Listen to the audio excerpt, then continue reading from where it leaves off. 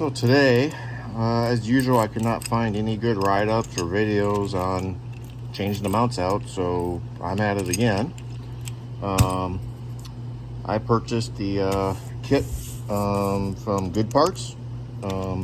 His specifically does cover the nylon button. Find a picture of the nylon button, but it's in the other videos I made. So we got some lock nuts, a couple pieces. These are identical. They're machined out of aluminum, very nicely made.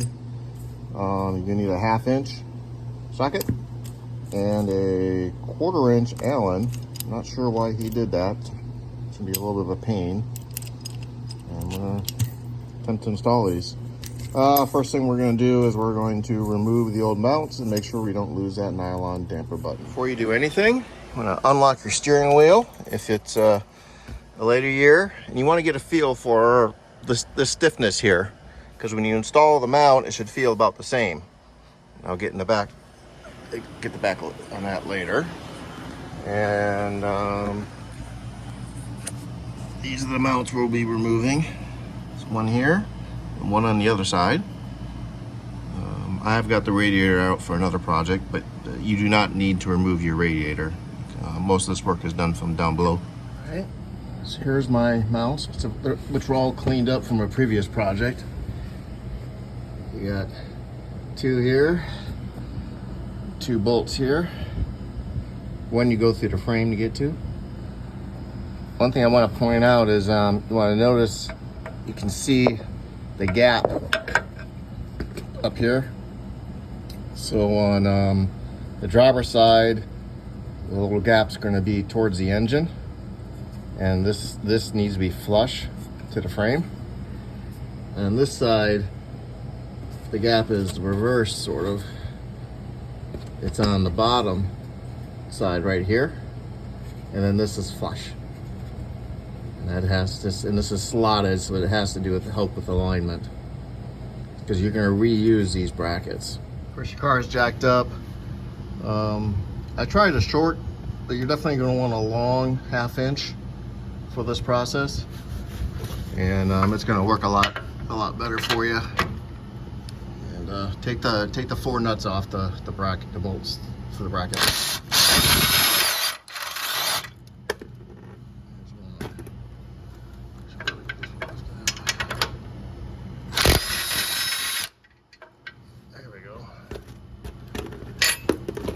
All right, here's that bracket. This is the one, when you do take it off, you want to be careful, because there's a nylon button on this side. And take this one off too.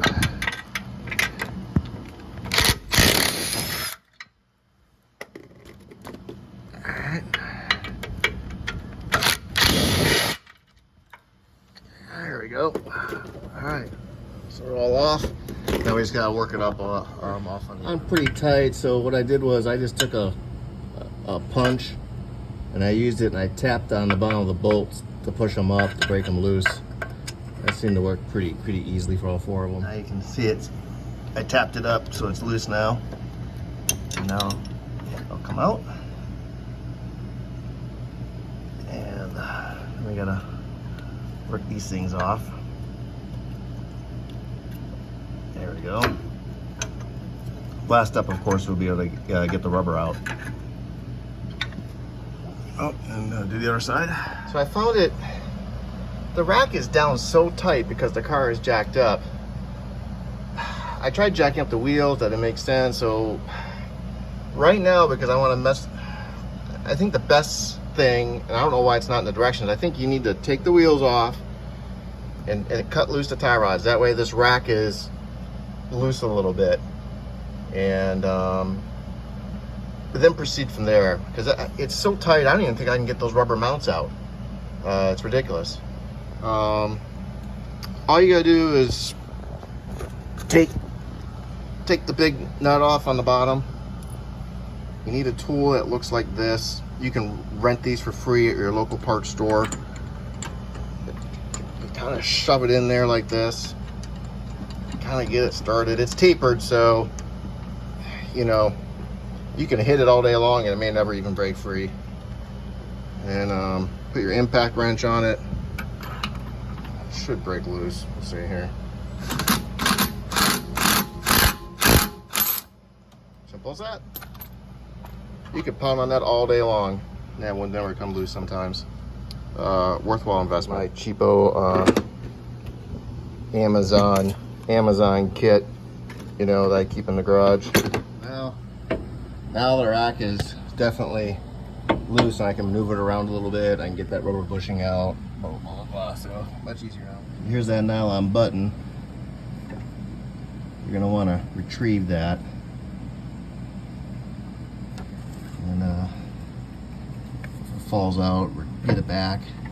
The button may be a problem with the aluminum rack, so there's some directions on that. Anyways, get this thing, pry it off. There we go. There's that. Problem with the aluminum, this nylon button, it compresses into the rubber, but now you're going to have a solid rack. So if this pushes down too hard, it's going to bind on the rack inside, and it's not going to move. So that's why there's a testing process to this. And we're gonna have to get that figured out. That's why this doesn't go as quick as most people think. So the next step is to clean all the rubber, dirt, and corrosion from the tire circumference of the rack at the mounting area. So basically clean everywhere where you removed this stuff. And that's the main thing. And then you can start installing this. I did get my nylon nut out. Later on, you're gonna learn that, you know, this can cause some problems. So I'm gonna make sure it's loose in there and see how far it compresses down, and I may need to sand this down a little bit.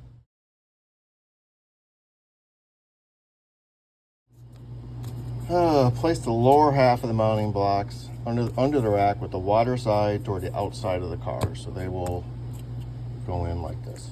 That didn't work out too good. I took, you know, the thick part, meaning this thick part, because this is thicker than this, but it doesn't work, it doesn't fit. The holes don't line up. So, not exactly. I can reverse these around, but I'm not sure why. With the wider side, I'm thinking he means this, because this is wider than that. Because the size of the wider side toward the outside of the car, so I'm thinking he means this right here and not this right here. That's poorly written, I think. So I'm gonna reverse these around. Okay, so I got them installed, and the holes do line up now when I reverse them around. So that's how they're supposed to go on, I guess. You can see the camphor, the part that's been milled, is on touching the rack. Anyways, put these on, spread them apart as far as they'll go, so that they're touching the rack. So the next step is to make sure the rack, make sure these blocks are tight against the rack. I used a little pipe wrench for that, just to give it a little squeeze like that. And the other important thing is to make sure this rack is sitting flat, the flat part on the bottom of the frame, which you can see my finger, it's not right now. So this thing has to go forward like that. And it should be touching it flat like that. So I think it's sitting right now. Yeah, and the holes are lining up pretty good. That, I can't check the centering because I got the wheels off right now, so I'll circle back to that. Make sure nylon nut is spaced. He says to cover it up, this up with silicone. Well, okay. What kind of silicone? Behind the clear silicone like you use in a shower enclosure, it gets hard, or like a silicone paste for your brakes that never gets hard? I have no clue. I'm gonna use the paste though. The next step for me was to reattach the tie rod ends. I had to jack these up a little bit to get them a little bit more in line so that the taper would line up good. I'm gonna put the wheels back on now too. So wheels are back on. Next thing Goodparts says is to center the rack. I really don't have good directions for you on that. I do want to make sure that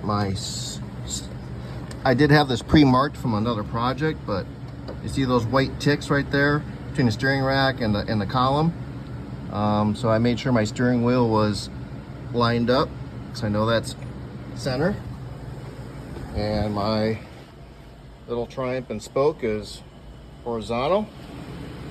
So that looks good. And then when all that was done, I went under here and I kicked this tire with my foot until these bolts were centered in those slots, or close to it. They were both offset to the right, and I wanted to move them over. And so I think that pushed the rack a little bit in the right direction for this next step. Next step is start attaching the put the plate on, and get these kind of loosely on. This one in the back, never easy to get on. These things are slotted. See how it moves? You want this thing pushed to this side. On the left side, the driver's side is going to go up. You want it as tight against this frame as you can get it. And then you're going to tighten it in that position. This side here, kind of similar, slotted. And this side is it's going to go up. It's going to go up.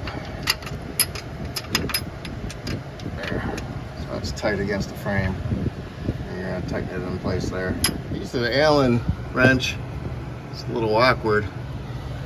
So I have my hand through the wheel well, with my hand on the wrench, and then I got my thumb pushing on this plate, and then I'm using my third hand to tighten it down. I'm not using the impact wrench, I'm doing it manually because this is a torqued item, so I'm just getting it snug right now.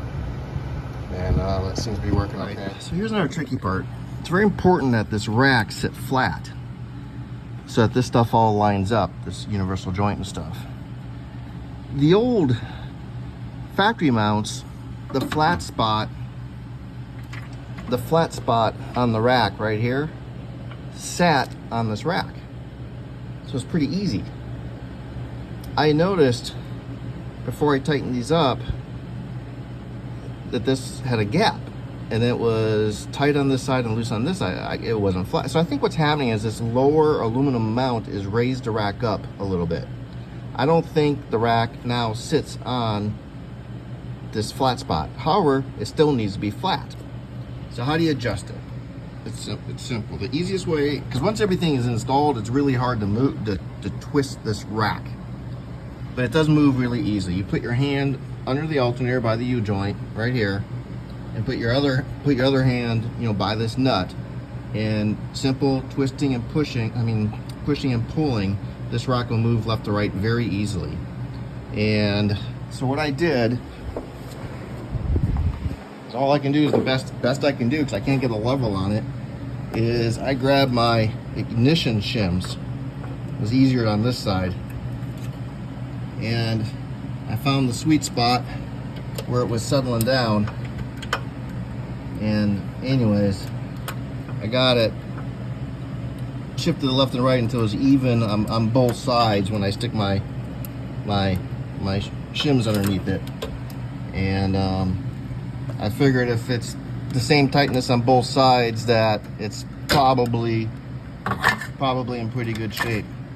Anyways, you gotta make sure that rack sits flat, or that U-joint's not gonna work properly. So I flattened the rack out the best I could, put my shims underneath it. Last thing I'm doing, again, not in the directions, but I put my large vice grips on both sides, like this, to kind of hold that aluminum block as tight as I can against the rack before I tighten it. I wanted a little extra reinforcement. You see what I'm done there? And now I'm gonna go down and torque the nuts to 20. Just precautionary, I put my shims back in underneath the passenger side, right here, and screw it to the other side. And what I'm gonna do is I'm gonna tighten down the driver's side first. And then I'm gonna take the shim out over here, because once that's tight, the rack won't move. But now the rack is like pretty secure without any bolts being torqued down.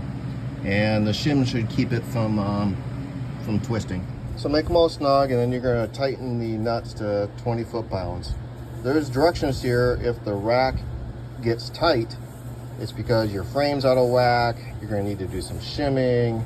That nylon button may need to be sanded down some more. Scrape the rust off. The problem with the aluminum mounts is it needs a damn near perfect car, which is hard in a 50-year-old car, because it doesn't have any give.